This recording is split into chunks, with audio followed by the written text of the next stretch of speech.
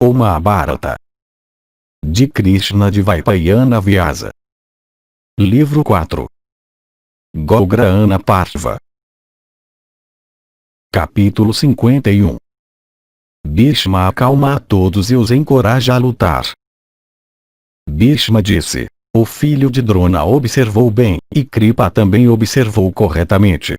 Quanto à cama, é somente por respeito pelos deveres da classe Kshatriya que ele deseja lutar. Nenhum homem de sabedoria pode culpar o preceptor. Eu, no entanto, sou de opinião que nós devemos lutar, considerando a hora e o lugar. Porque não deveria ficar desnorteado aquele homem que tem 5 adversários refulgentes como 5 sóis, que são heróicos combatentes e que há pouco saíram da adversidade. Até aqueles familiarizados com a moralidade ficam confusos em relação aos seus próprios interesses. É por isso, ó rei, que eu te digo isso, sejam as minhas palavras aceitáveis para vocês ou não. O que Karna disse para ti foi só para fortalecer a nossa coragem que enfraquecia. Com relação a ti mesmo, ó filho do preceptor, perdoa tudo. O assunto à mão é muito sério. Quando o filho de Kunti se aproxima, este não é um momento para discussão. Tudo deve agora ser perdoado por ti e pelo preceptor Kripa. Como luz no sol, o domínio de todas as armas reside em vocês. Como a beleza nunca está separada de Chandramas, assim os Vedas e a arma Brahma estão ambos estabelecidos em vocês. É visto frequentemente que os 4 Vedas vivem em um objeto e os atributos Kshatriya em outro. Nós nunca soubemos desses dois residindo juntos em alguma outra pessoa além do preceptor da família Bharata e seu filho. Isso mesmo é o que eu penso. Nos Vedantas, nos Puranas, e nas histórias antigas, quem exceto Jamadagni, ó rei, seria superior a Drona? Uma combinação da arma Brahma com os Vedas, isso nunca é visto em algum outro lugar. Ó filho do preceptor, perdoa. Este não é um momento para desunião. Que todos nós, nos unindo, lutemos com o filho de Indra que se aproxima. De todas as calamidades que podem acontecer a um exército enumeradas por homens de sabedoria, a pior é a desunião entre os líderes. Asvataman disse: ó touro entre homens, essas tuas observações justas não precisam ser proferidas na nossa presença. O preceptor, no entanto, cheio de ira, falou das virtudes de Arjuna. As virtudes até de um inimigo devem ser admitidas, enquanto as falhas mesmo do próprio preceptor podem ser indicadas. Portanto se deve, com todas as forças, declarar os méritos de um filho ou de um discípulo. Duryodhana disse: que o preceptor conceda seu perdão e que a paz seja restaurada. Se o preceptor estivesse de acordo conosco, o que quer que devesse ser feito, em vista da emergência atual, pareceria já ter sido feito. Vaisampayana continuou: então, ó Bharata, Duryodhana ajudado por Kama e Kripa e Bhishma de grande alma acalmaram Drona. Drona disse: eu já fui apaziguado pelas palavras faladas, primeiro por Bhishma, o filho de Santanu. Que sejam feitos arranjos de tal maneira que Partha não possa se aproximar de Duryodhana em batalha.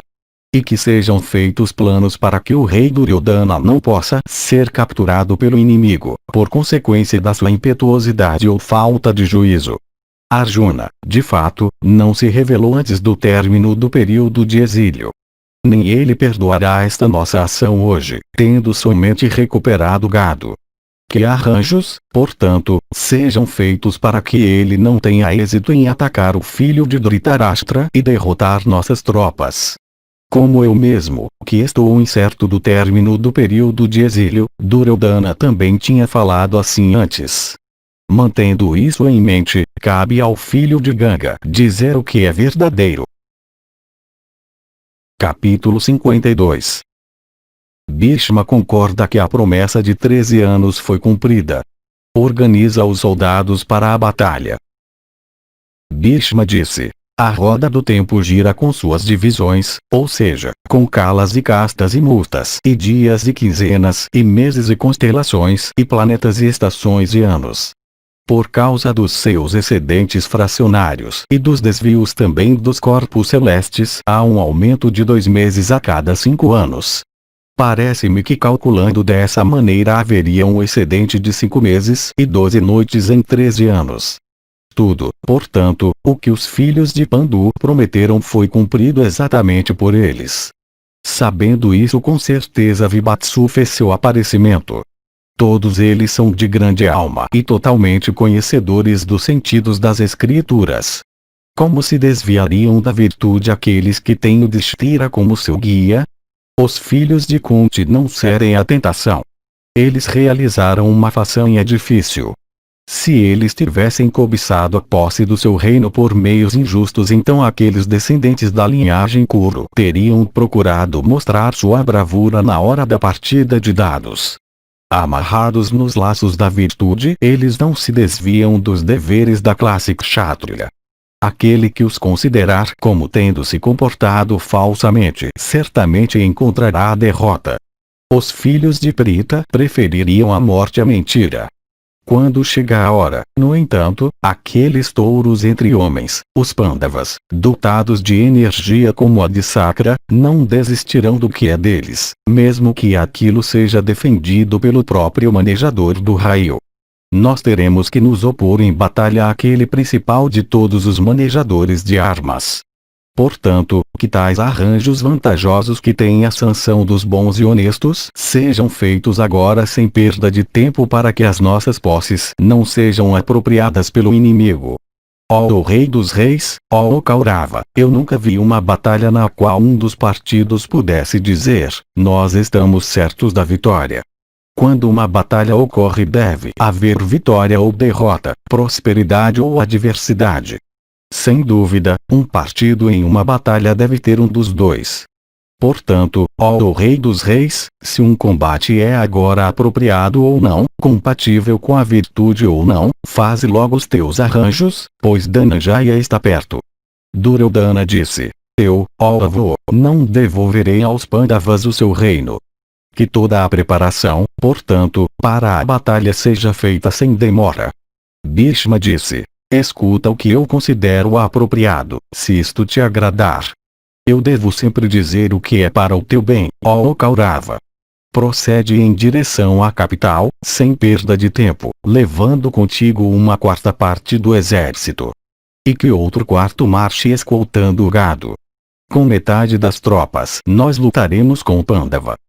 Eu mesmo e Drona, e Karna e Asvatama e Kripa resistiremos resolutamente a Vibatsu, ou ao rei dos Matsas, ou ao próprio Indra, se ele se aproximar. De fato, nós resistiremos a qualquer um desses como a margem resistindo à elevação do oceano. Vaisampayana continuou, essas palavras faladas por Bhishma de grande alma foram aceitáveis para eles, e o rei dos Kauravas agiu em conformidade sem demora. E tendo expedido o rei então as vacas, Bhishma começou a organizar os soldados em formação de combate. E dirigindo-se ao preceptor ele disse, ó o preceptor, permanece no centro, e que Asvataman fique à esquerda, e que o sábio Kripa, filho de Saradivata, defenda a ala direita, e que Karna da casta Suta, vestido em armadura, permaneça na vanguarda. Eu ficarei na retaguarda do exército inteiro, protegendo daquele ponto. Capítulo 53. Arjuna se dirige a Duryodhana. A luta começa. Vaisampayana disse, depois que os Kauravas, ó Bharata, tinham tomado a sua posição nessa ordem, Arjuna, enchendo o ar com o estrépito e ruído de seu carro, avançou rapidamente em direção a eles. E os Kurus contemplaram seu estandarte no topo e ouviram o estrépito e estrondo do seu carro, como também o som do Gandiva esticado repetidamente por ele. Observando tudo isso, e vendo aquele grande guerreiro em carro, o manejador do Gandiva, se aproximar, Drona falou assim, aquele é o estandarte principal de Partha que brilha à distância, e este é o barulho do carro dele, e aquele é o macaco que ruge terrivelmente. De fato, o macaco inflige terror nas tropas. E lá, colocado sobre aquele carro excelente, o principal dos guerreiros em carros estica o melhor dos arcos, o Gandiva, cujo som é tão alto quanto o trovão. Vejam, estas duas flechas vindo juntas caem aos meus pés, e duas outras passam mal e mal tocando as minhas orelhas. Completando o período de exílio e tendo realizado muitas façanhas admiráveis, Parta me saúda e sussurra em meus ouvidos. Dotado de sabedoria e querido por seus parentes, este Dhananjaya, o filho de Pandu, é, de fato, visto por nós depois de um longo tempo, resplandecente com beleza e graça. Possuidor de carro e flechas, equipado com belas proteções e aljava e concha e estandarte e cota de malha, enfeitado com diadema e cimitarra e arco, o filho de Prita brilha como o fogo resplandecente, Oma, cercado com as conchas sacrificais e alimentado com manteiga sacrificial.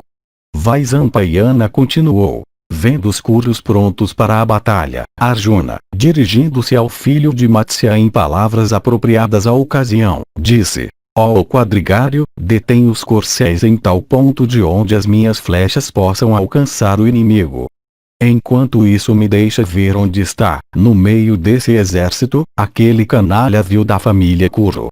Desconsiderando todos esses, e escolhendo aquele mais presunçoso dos príncipes, eu cairei sobre a sua cabeça, pois após a derrota daquele canalha os outros se considerarão derrotados. Lá está Drona, e atrás dele o seu filho. E lá estão aqueles arqueiros formidáveis, Bhishma e Kripa e Kama. Eu não vejo, no entanto, o rei lá. Eu suspeito que, ansioso para salvar sua vida, ele tenha fugido pela estrada sul, levando gado com ele. Deixando este esquadrão de guerreiros em carros, procede para o local onde Suyoddhana está. Lá eu lutarei, ó filho de Virata, pois lá o combate não será inútil. Derrotando eu voltarei, trazendo gado. Vaisampayana continuou.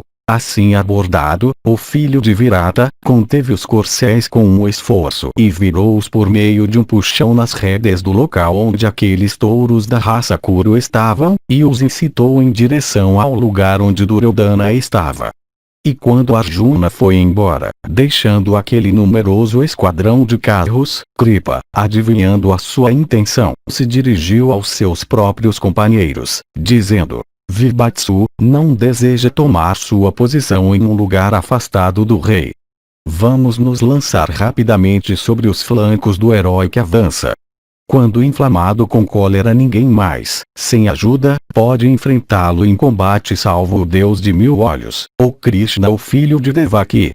De que utilidade para nós seria o gado ou esta riqueza vasta também, se Duryodhana fosse afundar, como um barco, no oceanos de Parta? Enquanto isso Vibatsu, tendo procedido em direção àquela divisão do exército, se anunciou rapidamente por nome, e cobriu as tropas com suas flechas numerosas como gafanhotos. E cobertos com aquelas incontáveis flechas, atiradas por Parta, os guerreiros hostis não podiam ver nada, a própria terra e o céu ficando submersos nelas. E os soldados que tinham estado preparados para a luta estavam tão confusos que ninguém podia nem fugir do campo. E vendo a agilidade de mão de Parta todos eles a elogiaram mentalmente. E Arjuna então soprou sua concha que sempre fazia os pelos do inimigo se arrepiarem. E vibrando seu melhor dos arcos ele incitou as criaturas em seu mastro de bandeira a rugirem mais terrivelmente. E pelo clangor da sua concha e o estrépito das rodas de seu carro, e o som do Gandiva, e o rugido das criaturas sobre-humanas colocadas em seu mastro de bandeira, a própria terra começou a tremer. E agitando os seus rabos erguidos, e mugindo juntos, os bovinos retrocederam procedendo pela estrada sul,